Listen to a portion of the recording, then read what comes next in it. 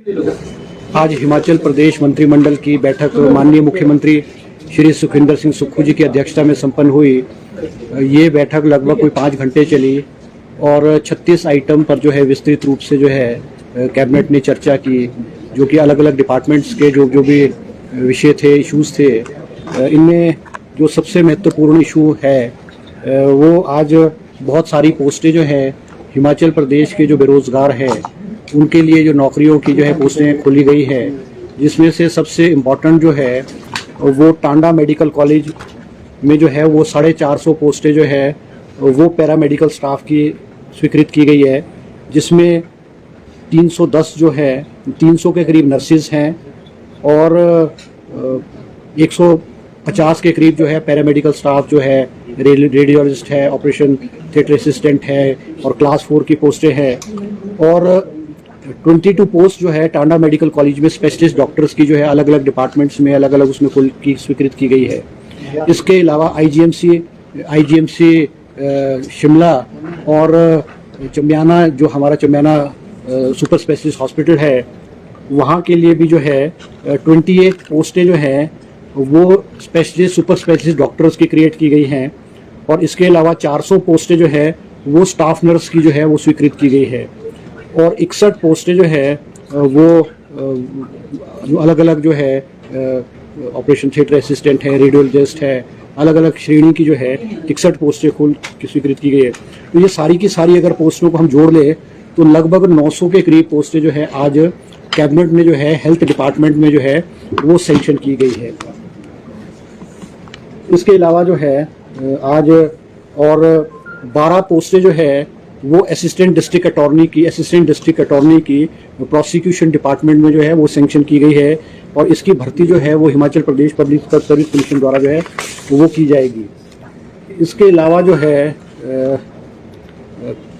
3 पोस्टें जो है हिमाचल सूचना आयोग में जो है स्टेनोग्राफर की सैंक्शन की गई है और 5 पोस्टें जो है ACF assistant conservator of forest department में जो है वो सैंक्शन की गई है, जिसकी भर्ती Himachal Pradesh public service commission के थ्रू की जाएगी। और डिपार्टमेंट ऑफ अर्बन डेवलपमेंट में एक एनवायरमेंटल सेल है, क्रिएट किया गया एनवायरमेंटल सेल, उसके लिए भी 5 पोस्टें जो है अलग अलग श्रेणी की जो है वो कैबिनेट ने सैंक्शन की है।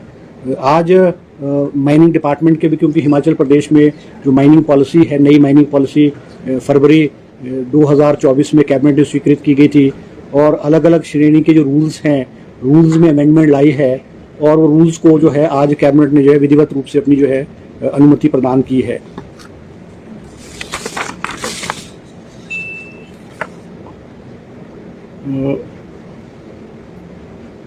इसके अलावा जो है 2 पोस्टें जो है डिविजनल कमिश्नर कांगड़ा के लिए क्लास 4 की पोस्टें सैंक्शन की गई हैं। 8 पोस्टें जो है एक नई सब तहसील मुख्यमंत्री जी ने जो घोषणा की थी, सब तहसील भरोली डिस्ट्रिक्ट कांगड़ा में है, उसके लिए भी अलग अलग श्रेणी की जो है 8 पोस्टें सैंक्शन की गई है। कुछ अमेंडमेंट जो है अमेंडमेंट जो किए गए हैं promotion and recruitment promotion rules of superintendent grade 1 के लेवल में जो है रेवेन्यू डिपार्टमेंट में सेटलमेंट ऑफिस कांगड़ा में की गई है। इसके अलावा जो है हिमाचल प्रदेश में जो 168 जो बस के रूट्स हैं उनको एडवर्टाइज किया जाएगा। जो हिमाचल प्रदेश के अनएम्प्लॉयड नौजवान हैं उनके लिए जो है एक अपॉर्चुनिटी है कि वे वो अपना संसाधन करें और वो 168 रूट्स हैं, जिसमें कि कैबिनेट ने आज अमेंडमेंट जो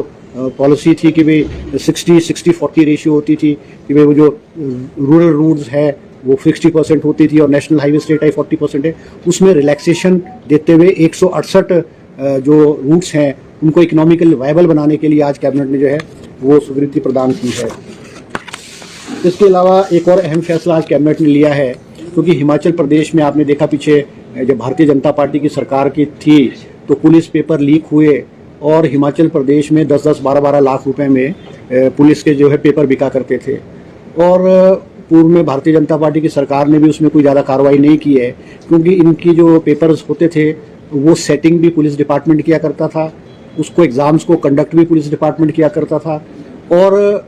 चेकिंग भी जो है वो पुलिस डिपार्टमेंट किया करता था और डिस्ट्रिक्ट हेडक्वार्टर्स पे अलग अलग जगहों पे जो है वो पेपर जो है कंडक्ट कराए जाते थे। आज क्योंकि मुख्यमंत्री जी होम मिनिस्टर भी है और मुख्यमंत्री जी का फैसला है कि हिमाचल प्रदेश में आज के बाद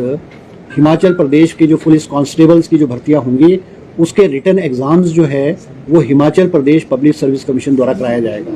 अभी पिछली कैबिनेट की मीटिंग में 1200 पोस्टें जो है वो पुलिस कांस्टेबल्स की जो है वो कैबिनेट ने सैंक्शन की गई है। इनकी जो रिक्रूटमेंट होगी और रिटर्न प्रोसेस होगा वो Himachal Pradesh public service commission द्वारा होगा, ताकि पुलिस भर्ती में जो है पारदर्शिता आए, अनियमितताएं नहीं हुए और काबिलियत के आधार पे और मेरिट के आधार पे जो बच्चे हैं उनको जो है नौकरियां मिलें। इसके अलावा एक और फैसला लिया गया है आज कैबिनेट ने कि क्योंकि हिंदुस्तान में जीएसटी लागू कर दी थी और हिमाचल प्रदेश में जो एक्साइज एंड टैक्सेशन डिपार्टमेंट था वो on the pattern of the instruction and guidelines by government of India कि जीएसटी का एक्साइज एंड टैक्सेशन में अलग विंग हो, एक्साइज का अलग हो। आज कैबिनेट ने भी एक proposal excise and taxation department ने कैबिनेट को दिया है, जिसमें जो एक्साइज एंड टैक्सेशन डिपार्टमेंट को बाइफरकेट करके नहीं मतलब विद इन उसमें ही होगा, उसमें जो है जीएसटी का अलग विंग होगा और एक्साइज का अलग विंग होगा और जो भी अधिकारी और कर्मचारी एक विंग में जाएंगे वो 3 साल से पहले अपनी ट्रांसफ़र जो है वो दूसरे विंग में नहीं करा पाएंगे। बाकी और छोटी मोटी मॉडलिटीज़ उसमें जो है वो की गई है। इसके अलावा जो है एक पोस्ट क्रिएट की गई हैं, 12 पोस्टें क्रिएट की गई हैं जल शक्ति डिवीज़न कन्यान में और इसमें जो है एक सब डिवीज़न की पोस्टें 4-5 सब डिवीज़न की पोस्टें हैं और 4-4 2 सेक्शन जो है आईपीएच के जो है सेक्शन खोले गए हैं और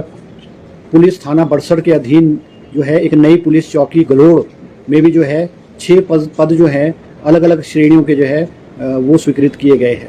इसके अलावा 3 बाइक्स ई बाइक्स क्योंकि जो है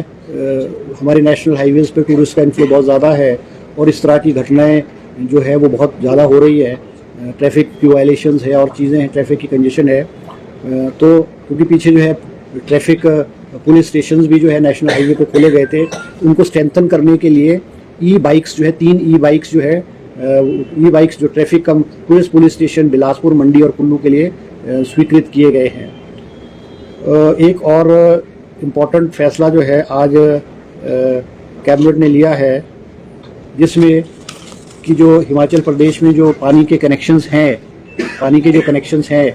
हिमाचल प्रदेश में चाहे ग्रामीण क्षेत्र है चाहे शहरी क्षेत्र है वहाँ पे पानी के कनेक्शन पे चार्जेस लिए जाते थे। शहरों में, अर्बन एरियाज़ में, एमसीज़ में, म्यूनसिपल कॉरपोरेशन में, एमसीज़ में आज भी जो है वो इनके चार्जेस, पानी के कनेक्शन के चार्जेस लिए जाते हैं। मगर क्योंकि 2022 में चुनाव से ठीक पहले मई 2022 में पूर्व की भारतीय जनता पार्टी की सरकार ने जो पानी के कनेक्शंस थे उनके चार्जेस को वेव ऑफ करके उसको ख़त्म कर दिया था और उसकी वजह से जो है आईपीएच डिपार्टमेंट के ऊपर भारी लायबिलिटीज़ जो है वो पड़ी हुई थी और पानी को सुचारू रूप से चलाने में आईपीएच डिपार्टमेंट को दिक्कत आ रही थी। हिमाचल प्रदेश में लगभग 800 करोड़ रुपए का जो बिल है वो पानी आईपीएच डिपार्टमेंट जो है बिजली के को देने पड़ते हैं। आज कैबिनेट ने फैसला लिया है कि ग्रामीण क्षेत्रों में जो है वो दोबारा से जो पानी के कनेक्शंस हैं उसके ऊपर चार्जेस लगाए जाएंगे और चार्जेस में जो भी पॉलिटिकल सिस्टम में लोग हैं, चीफ मिनिस्टर है, मिनिस्टर्स है, एमएलएस है, आईएएस ऑफिसर्स है, क्लास 1 ऑफिसर्स है, जजेस हैं, ठीक बड़े बड़े लोग हैं, इनकम टैक्स पे ही है, उनके ऊपर जो है वो 100 रुपये महीने के हिसाब से मंथली 100 रुपये महीने के हिसाब से जो पीने के कनेक्शन पे है चार्जेस वो लगाए जाएंगे। और कुछ कैटेगरीज़ को इससे बाहर रखा गया है जिसमें से कि जिन लोगों की, गरीब लोगों की आय जिनकी 50,000 रुपये से कम है, विडोज़ है, डेस्टिट्यूट्स है, एकल नारी है, हैंडीकैप लोग हैं, उनके ऊपर जो है ये 100 रुपये महीने के पानी के टैप के चार्जेस जो है वो नहीं लगाए जाएंगे। तो ये कुछ चंद इश्यूज़ थे जो आज की कैबिनेट में जो है जिन पे विस्तृत रूप से जो है वो चर्चा हुई है। थोड़ा सा समझा दें सर इसको। क्या चीज़? पानी वाला कनेक्शन ये हर महीने देना पड़ेगा? हर महीने देना पड़ेगा ना, वो तो कंटिन्यूस होगा ना। इसमें कोई ऐसा भी रखा गया है कि पानी कंज्यूम अगर कम ज्यादा नहीं वो तो है ही है, नहीं वो तो है ही है, नहीं वो तो बिल वो फिक्स चार्जेज होगा, फिक्स चार्जेज होगा और वो कंजम्पशन जो होगी, कंजम्पशन डिपेंड करेगी आपके इस पे कितना आप यूज़ करेंगे। और ख़ास करके आज कैबिनेट ने जो कमर्शियल लोग हैं, कमर्शियल एक्टिविटीज़ है, क्योंकि शहरों में तो एमसीज और म्यूनसिपल कॉरपोरेशन और एमसी ले रहे हैं, मगर हिमाचल प्रदेश में जो ग्रामीण क्षेत्रों में सड़कों के किनारों में कमर्शियल एक्टिविटी बहुत हो रही है। रेस्टोरेंट्स है, 5 स्टार होटल्स है, 3 स्टार होटल्स है, अच्छे अच्छे रेस्टोरेंट्स है। अगर आप परवाणू से लेकर के शिमला तक और आप मशोबरा और ठियोग तक जाओ तो इस सारे रूट पे आपको 5 स्टार होटल से लेकर के 3 स्टार होटल की कैटेगरीज में बड़े बड़े ढाबे, बड़े बड़े होटल, बड़े बड़े रेस्टोरेंट मिलते थे, लगे थे, और वो उनको पानी के चार्जेस पे कोई उनको चार्जेस नहीं थे। वो देवर गेटिंग फ्री कनेक्शन, देवर गेटिंग डोमेस्टिक कनेक्शन। तो आज हिमाचल प्रदेश को में और विशेष करके आईपी डिपार्टमेंट जो है वो अपनी जो स्कीमों में प्रोवाइड करता है, पानी प्रोवाइड करता है, उसकी बेटर सर्विसेज प्रोवाइड करने के लिए आज सरकार ने फैसला किया है। जितने भी ये होटल्स हैं, रेस्टोरेंट्स हैं और बड़े बड़े इंस्टीट्यूशंस हैं, इनके ऊपर जो है वो कैबिनेट ने चार्जेस फिक्स करके उनके depending upon the water they will consume, उस आधार पे एक स्लैब तय किया है कैबिनेट ने, उनके ऊपर वो चार्जेस लगाए जाएंगे। बाकी ग्रामीण क्षेत्रों में जो जिनकी इनकम 50,000 रुपए से कम है उनको पानी फ्री दिया जाएगा। जो हैंडीकैप्ड है, डेस्टिट्यूट्स है, एकल नारी है, विधवाएं हैं और गरीब लोग हैं, उनको पानी के ऊपर कोई चार्जेस नहीं लगेंगे। चार्जेस सिर्फ उनको लगेंगे जो हाईली पेड लोग हैं, गवर्नमेंट एम्प्लॉयज हैं, इनकम टैक्स पेज हैं, पॉलिटिशियंस हैं, इनके ऊपर जो चार्जेस लगेंगे। तो ये